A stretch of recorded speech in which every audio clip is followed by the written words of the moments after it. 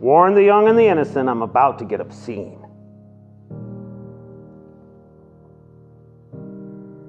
Fuck.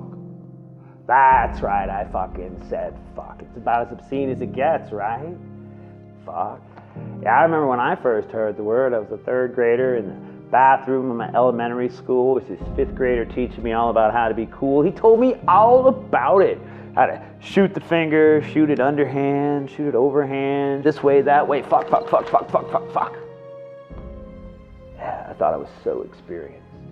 Until about 2 weeks later, when he also insisted on teaching me exactly what fucking meant. I sat quiet the rest of the day. Sure, all the other kids could see the shame on my face, just sitting there in my desk, shooting the finger from one hand to the other, aiming to kill away that obscenity, but it never went away. I was fucked. I was obscene.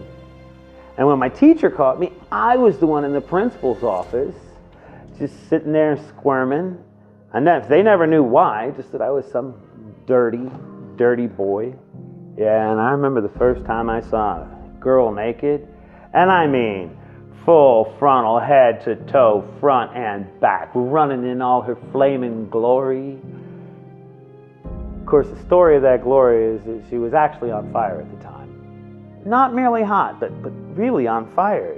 Yeah, it was another one of those nasty, filthy gooks our country was teaching a lesson to down in Southeast Asia.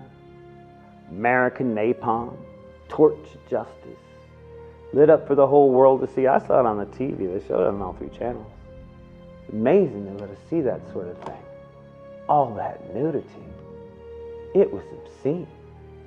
Of course, they couldn't tell us her name. I mean, if you look it up, you can find it's Fan Kim Fuck. Go ahead. Look it up if that's the kind of thing you're looking for. And speaking of, I remember when my PE coach took my spiral notebook, showing the boys my first literary foray, Adventures of a Fart Monster. Yeah, how could I be so perverted, he said. He took my spiral and tore it in 2 and threw it in the trash can, and then gave me licks in my underwear. And I remember the first girl I ever loved who loved me back, who could open her arms but not her legs for me. You see, Daddy had been there so much that didn't really feel like love to her anymore. That I never learned how to just hold her. What became of her after that summer when she said no and I just let her go. But I do remember how dirty I felt. Fuck. Tell you, I've seen my country go from not being willing to give a damn to double penetration, corporophilia, and high def.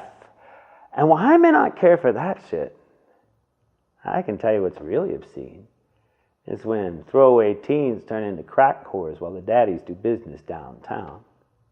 When Billy Graham warns us about gays in the military gonna corrupt our hired killers while they're peeing on their victims.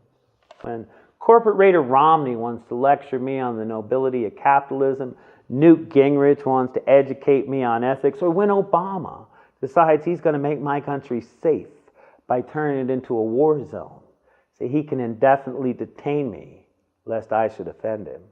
I tell you, I would rather see somebody licking Santorum than Ricky Santorum dicking around with my rights saying that he's going to save me. Because I may still be that little boy sitting in the principal's office. And I know that I'm the horn dog that gave up love for lust.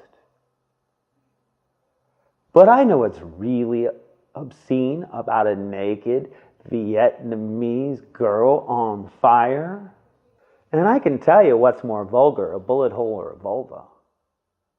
And you can say that this poem is rude and crude and socially unacceptable and whatever you want, but you know, I know what's really obscene. Do you? I'm Mikel Weisser, and I approve this message.